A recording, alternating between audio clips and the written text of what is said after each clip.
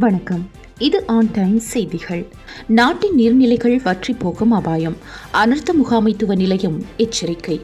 எதிர்வரும் எல்னினோ காலநிலை மாற்றம் காரணமாக இலங்கையில் கடுமையான வறட்சி ஏற்படும் பட்சத்தில் குடிநீர் தேவையை பூர்த்தி செய்வதற்காக கடல் நீரை சுத்திகரித்து பயன்படுத்துவது குறித்து பரிசீலிக்க வேண்டிய நிலை ஏற்படலாம் என அனர்த்த முகாமைத்துவ நிலையம் எச்சரித்துள்ளது.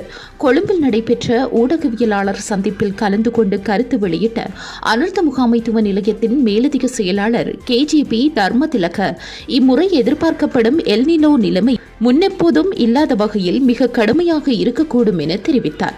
இதன் தாக்கம் காரணமாக நாடு முழுவதிலும் உள்ள பிரதான நீர்நிலைகள் வற்றி போகும் அபாயம் உள்ளதாக அவர் சுட்டிக்காட்டினார்.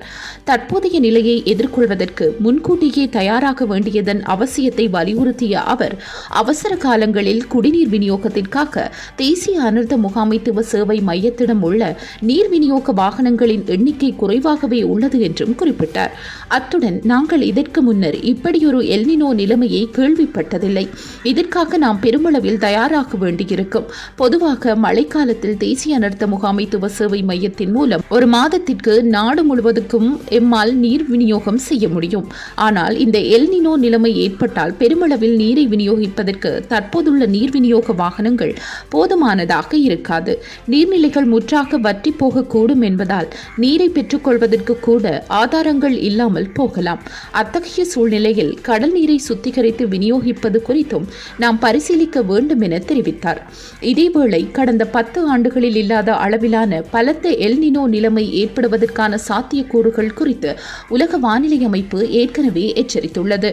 அத்துடன் இலங்கையின் காலநிலை அவதானிப்பு திணைக்களமும் எதிர்வரும் ஜூலை ஆகஸ்ட் மாதங்களில் நாட்டில் வறட்சியான காலநிலை நிலவக்கூடும் என சுட்டிக்காட்டியுள்ளது. பசிபிக் பெருங்கடலில் வழமைக்கு மாறாக ஏற்படும் வெப்பநிலை அதிகரிப்பு காரணமாக உலகளாவிய வானிலை வடிவங்களில் பெரும் மாற்றங்களை ஏற்படுத்தும் ஒரு உலகளாவிய காலநிலை நிகழ்வே எல்னினோ ஆகும்.